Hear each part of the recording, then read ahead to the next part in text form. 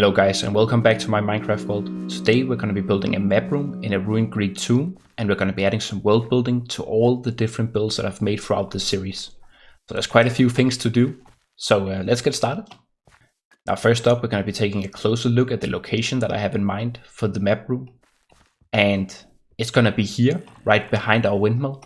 The reason for putting it here is so it sort of serves as a backdrop and as a reminder of what has been here before, right? So that we live in a world where there's been like great kingdoms and empires and stuff beforehand.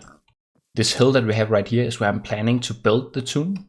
So if we take a look on top of it, we can see that we have a good view of the surrounding landscape, right? And we also have a view of spawn, which is just over there. As I mentioned, the reason for putting it up here this high is so that it's sort of always in the backdrop, right? Because as you can see in the horizon, I have a fog mod here that sort of dilutes the things that are further away, right? So for example, we can barely see the big crystal that we have over there. Or it would work the same for if we're standing over by the bridge or the holy tree or the river, that this place right here would be very foggy and you could barely see what's there, but you know something's there, right? So that's the idea for this place here. We're also going to be adding some temple ruins and some arches in future episodes to sort of expand on the world building aspect. Now I can see I've forgotten some building blocks, so I can't really outline things that well, but the idea is that this ravine here has sort of split the temple apart further, right? It was already damaged, but we're going to be adding a temple where it's sort of, split a little bit further, so we have some pillars here on this side, and we're going to be having some pillars as well on the other side of the ravine here. I was also thinking of adding an arch sort of right about here, and we could add a path that goes up to make this sort of an entryway into the Greek remains that we will find here. And I think that could look really cool as well. Now, we're not going to be making all the three things that I just mentioned here in this episode, but we're certainly going to be making the Greek tomb atop this hillside. Now, in order to do this, we're going to have to expand it a little bit because the way it is right now, there's not a lot of space on top of it. If we just hop up quickly again, we can see that there isn't really a lot of area to build things on. So it has to be expanded. So that's the first thing that we're going to be doing. I'm also going to be trying to keep a lot of the natural vegetation. For example, this nice bamboo forest behind serves as a nice backdrop, right? Along with some of these trees here. This one I think has to go because it's a little too much in the way, along with this tree here and some of the shrubbery here. But for example, that tree right there is going to be here for a while, until I at least decide to build sort of like a custom tree or something like that in this place. But yeah, with my initial thoughts laid out, let's go head to the storage room so we can pick up some dirt and stone and some andesite here, and we can get terraforming on this nice hill. Alright, so we're here at the storage room, which also doubles as a mud cave since, well, it was initially a mud cave, right? Because this is all dug out from me getting mud for different projects. Now, let's look through the things that we have here. We're gonna be needing some smooth stone and a bunch of dirt, so I'll have to grab that real quick, along with some grass blocks. There we go, some smooth stone as well. A little bit of andesite. And some cobble, so we can mark out some of the other ideas that I had over there. Now, one thing I just noticed is that my shovel here is very low on durability, so we might as well go enchant another one of those. I just have to find some diamonds first. And some lapis as well. Now, what I'm really looking for this enchantment is just Unbreaking 3. That would be so much better. Like, Efficiency 4 is nice, but it doesn't really do a lot unless you have Unbreaking 3 as well. So let's hope. Okay, so we do get Unbreaking 3. And we get just Unbreaking 3. But I think we can combine the two shovels here. I just have to go find an anvil real quick. I was gonna check which way was cheaper, but I guess it doesn't matter anymore. But it's fine, we got the shovel that we need, so it's of no matter really. So I think the location for the arch is gonna be somewhere around here, right? And the same amount of width here on the other side. So something like this for the pillars, and then we're gonna have the arch go up here. I'm trying to not make it too big, but also not too small either, right? Because it has to be sort of impressive, but also it can't be so out of scale that the rest of the builds won't make sense. I have a design in mind as well here from when I visited Rome a couple of years back, but I'll have to experiment a little bit more with it before we just start building it. And as I said, a temple somewhere like here, with the cobblestone here being the pillars. I think it could be cool to not have this side here across the ravine be entirely proportional to the other side, because yeah, this ravine here is wider here than it is over at the start over there. So let's say this is the front part of the temple on this side. We can sort of have it go something like this here, right? Which I think could make sense. We have to experiment a little bit with it, but that's a general idea here. And it's outlined now, so you guys can get a view. If we just free cam quickly, it looks sort of like this, right? But in any case, this hillside here is the focus today, so let's get terraforming.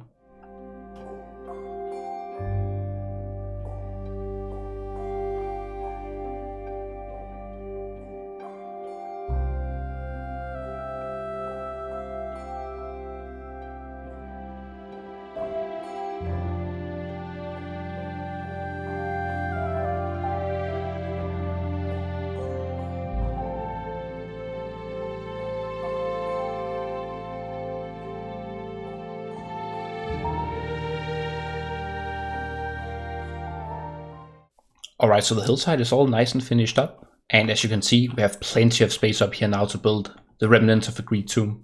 I've also added this pathway here that snakes its way up to the top of the plateau, and on the way there we also have the smaller plateau where I want to build a tree, a custom tree. And the tree I have in mind is a baobab tree. I hope I pronounced that right, but I've looked sort of around and I think that's what the jungle trees here are inspired from. However, these are quite a lot bigger, right? We won't build a tree quite this big here, since it wouldn't make sense. But we will build a smaller one. And yeah, I have a design for it in mind, but in order to build it, we'll need to get some mangrove wood. And I do not have access to that yet. So we'll have to go on an adventure. So if I just take the stairs down here, we can take a quick look at the hillside here. And I think it looks good. It sticks out a little bit right now, but once we add a little bit more vegetation, the tree and what's going to be on the top here, it's going to look very nice. And guys, one thing to keep in mind is that we won't look at it from this location, but we'll look at it from the location down amongst the wheat fields and the bridge and stuff like that. So if we head down here to the river, we can take a look at the hillside from its intended perspective. As you can see, it sticks out a little bit right now, but it's still sort of masked, right, by some of this vegetation here that we have in the foreground. For example, this big jungle tree to the left really does help it with making it look a little bit less jarring, so to say. Now, as the sun is setting, I'm gonna sleep quickly, and we can then head over to the boat and sail out to find a mangrove forest. And of course, just as I go into the boat, it started raining. But it's okay, we have a long way to travel, so I reckon it'll stop raining before we get there. I am not completely sure exactly where we're going, but in the last episode, where I sailed to the reef, I think I saw a mangrove forest in the horizon, so we'll go there and check it out and see if that's how I remember it. And otherwise we'll just find another one. So either we'll have to do quite a bit of traveling, or we'll have to do a lot of traveling. Alright, so we've made it to a crossroad. If we go straight, I reckon that's where the reef is, the coral reef and the warm ocean. But if we go to the left here, towards the village, I think there's going to be, yeah, there's a jungle behind it, and I think there's going to be a mangrove forest as well, or a mangrove swamp. When I, 2 episodes ago, had to find a desert, it took quite a while to do it, and I had to explore very far and wide. So I visited this village as well back then. Oh yeah, I remember this terrain. There's some crazy peaks in this jungle. Let's just hope there's a mangrove swamp as well. Oh, there is. That's it. This is the one. Okay, nice. Like, take a look at that. Isn't that crazy? Sometimes you're amazed at the terrain that there is in Minecraft. Like, sometimes it's very flat and nothing's really going on like here. And then there's just something like that sticking out, right? Very impressive. Now, if I remember correctly, I think we have to get these proper. Okay, that didn't work. I think we have to get those in order to make it work. Maybe the silk touch pickaxe here? No. How do I get it then? Did I need to bring shears? I think I saw some iron ore over here, so let me just smelt up some iron for shears real quick. Alright, so we have the shears. Let's head back and see if they work. Otherwise I might have to look up how to do it. So that's not how you do it either. Let me just look things up a little bit. 1 second. Maybe it has to be fully grown. Okay, that's it. Okay, wait, I also got one already. But it's because it had to be fully grown. Okay, now I know that. And here's some wood we can chop down. We don't have to get that much, I just wanted to have a little bit for the initial build, right? And then we can have some propagules for growing trees in the future. Okay, that's 5. I think that should be enough. Oh, there's a trident guy here. I want to try to get him. Or his trident, I should say. Oh, he does a lot of damage. Oh, that was actually pretty close. Okay, no trident, but at least we didn't die. I just wanted to go check this out real quick.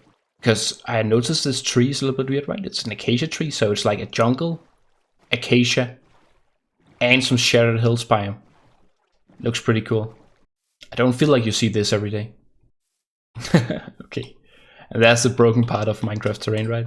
That looks a bit odd. This feels like some ideal terrain for like a pirate cove or something like that.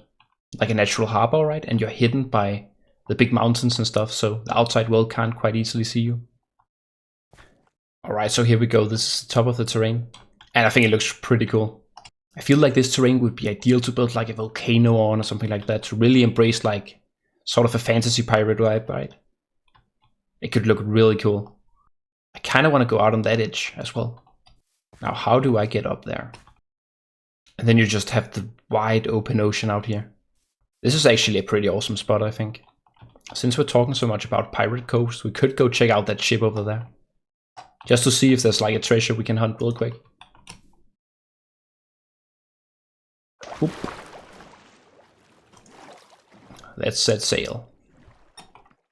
Alright, let's see what we have in store here. Some iron and emeralds, not too bad. We can see if the village that we passed have any traits that we want. A map, nice, and a book as well. Let's bring back the clock as well. It might get a whole lot better though if there's any diamonds or something like that in the treasure chest. Now where do we have to go? Okay, so it's either to the right or left here.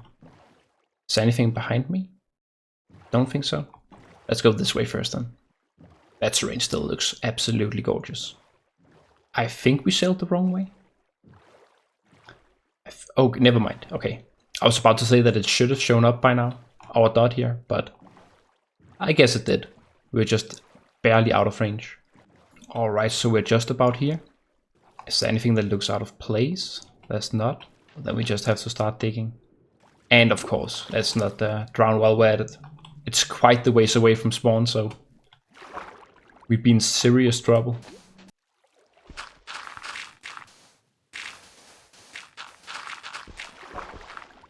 Come on, where is it?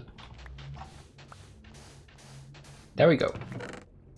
Some gold. And at Heart of the Sea as well, nice. A water breathing potion. Speaking of which, I could actually use that right about now. Or while digging for it at least. And some prismarine. Let's take that. That was a pretty good haul. No diamonds, but not the worst treasure chest in the world. It's been quite a while since I've actually looked for one of those, so it was pretty fun to find one again. Oh, there's a creeper. Buddy, you're not doing your job. There's monsters all around. Come on.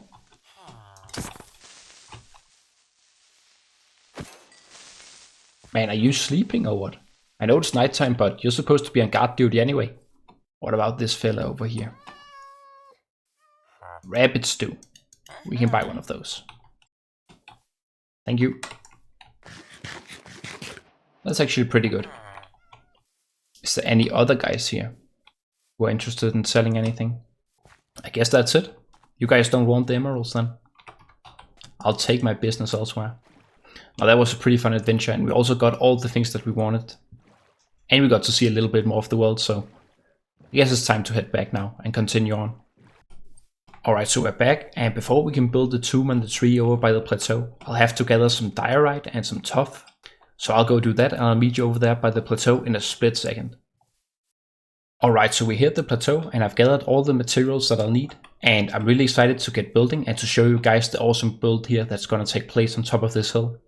So there's not much further to say, so let's get going. Enjoy the time lapse.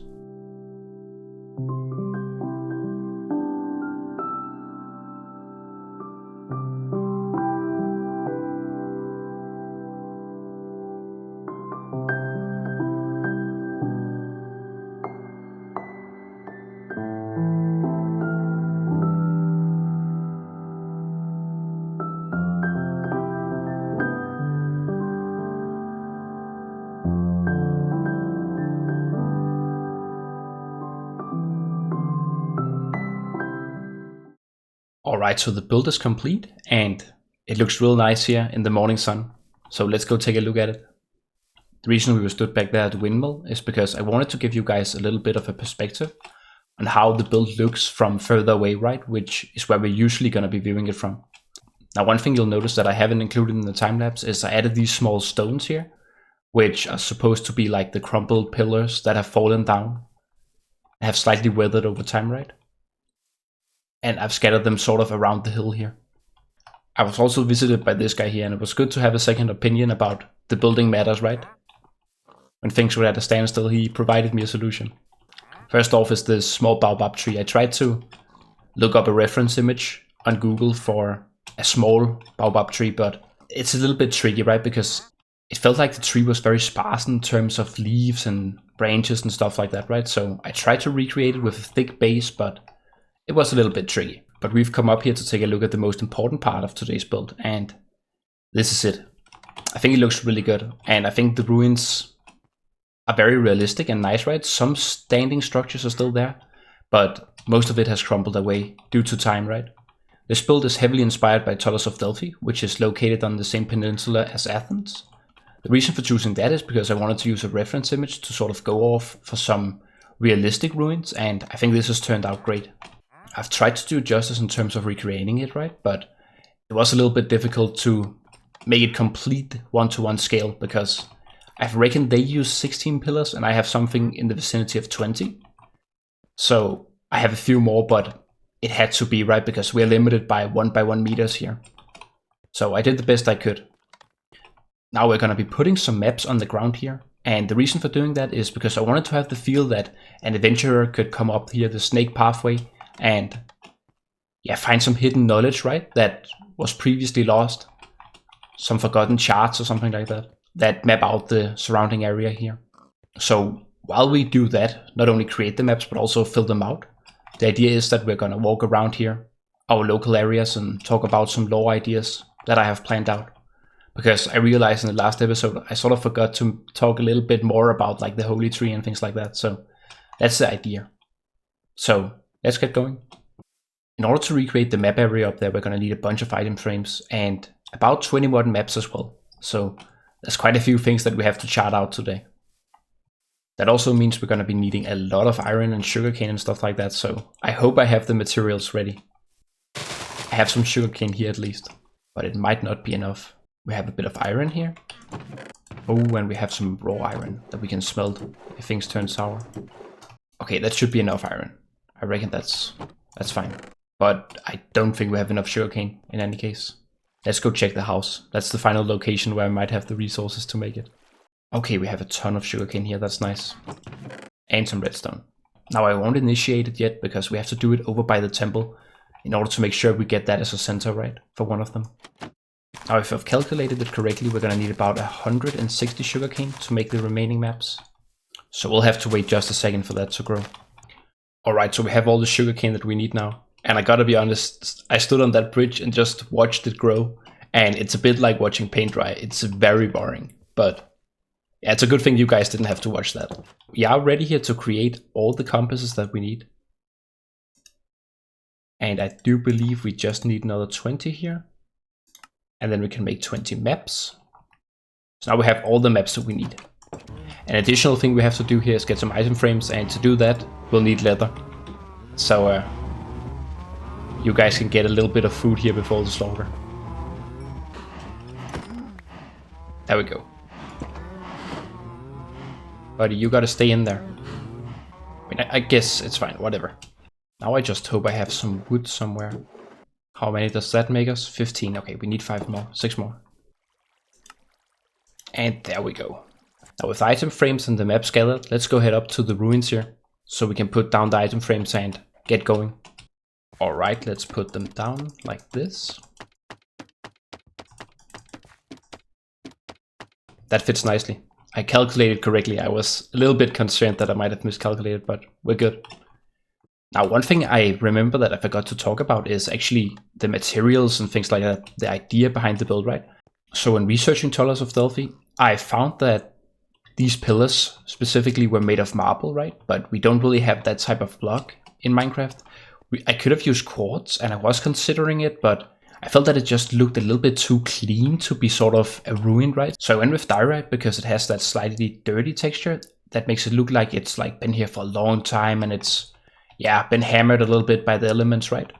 And I also used iron pressure plates here to mark where the pillars used to be. And it's kind of fortunate that, well, they're not here on this side, because then we can easily access it.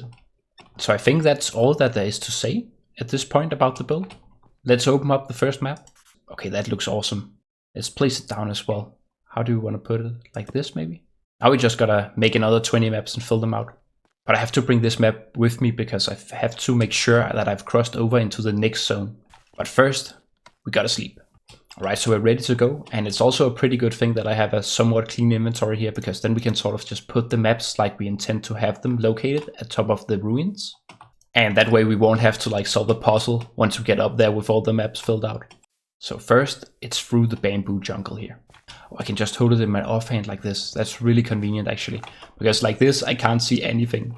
Alright, so we should be ready here to mark out the second one. I guess that makes sense. Yeah, we're good, we're good. Okay. Let's continue on to the next one. Okay, we should be ready to open up another one. And I think that's correct again. Okay, so I've gotten the hang of it. It would be a little bit unfortunate to make a wrong map because I don't have the resources available to create another map. And of course it started raining. That's just typical. It's always when I go on these adventures it starts to rain. Maybe it's confirmation bias, but it certainly feels like it. Actually, let's put the center map here, this here, this here, and we're ready to make another one. I mean, I guess that looks fine. I wonder if we're gonna get to see the portals here on the maps. I think we just might. Now, the idea for this world is that we're gonna be adding a bunch of ruins from former great empires and also some ruins from collapsed kingdoms. Where this comes into play is that these portals, for example, along with the crystal over by the enchanter, have sort of appeared recently, right? And yeah, they're gateways to other worlds, so that's a bit of a magical aspect that I felt would be nice to add into this world. So even though we live in the shadow of former great empires, this is a time for exploration and discovery again, with these magical elements that are starting to appear in this world. That's the idea behind the portal, that they symbolize sort of the emergence of a new exciting era for this world.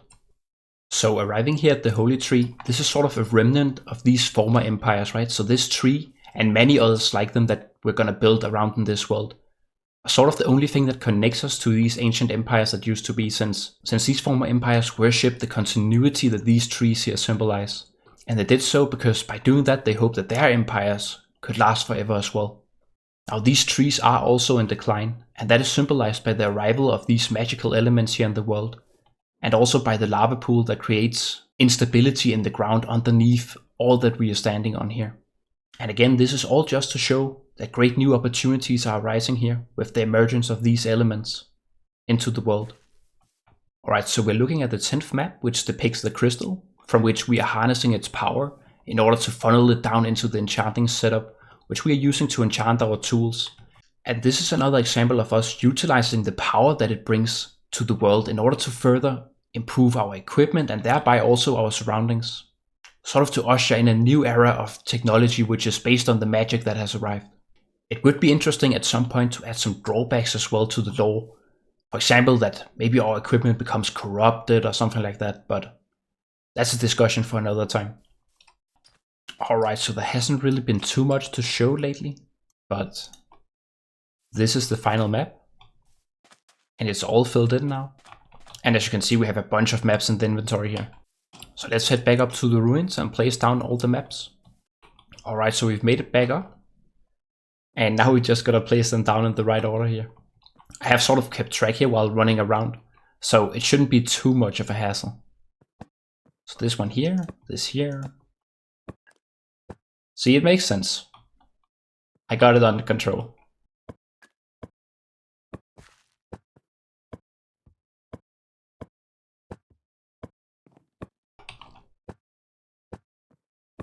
Okay, this looks so cool already. I love it. Wow. That's nice. I know you guys have probably noticed by now that this is an ancient map, but it also shows the newer things that we have built. And to explain that, I say that this is due to it being a magical map. that updates concurrently as changes happen in the world. So on a Minecraft level here, what we'll have to do is that we'll have to iteratively update this map, but for the sake of the lore in this world, this map updates concurrently as things get added to the world, and it accurately depicts that here on the map. I think it looks so cool, and I can't wait to build a lot more things here. We can already see some of the other structures that I have planned, right? The arch here, and the temple here. So I think it's gonna be great, and I'm really excited to continue on. I do think it looks a little bit weird to not have these areas here surrounding the map filled in, and we could either fill it with more maps, or we can do the simple option here and just place down a couple of more slabs that sort of go around the perimeter, right? And with that added, I think it looks great and, well, complete as well. Now with the map all filled out and the ruins in the background, that's all I had planned for this episode. So thank you guys for watching. I enjoyed making this video. I hope you enjoyed watching it, and I'll see you in the next one. Take care.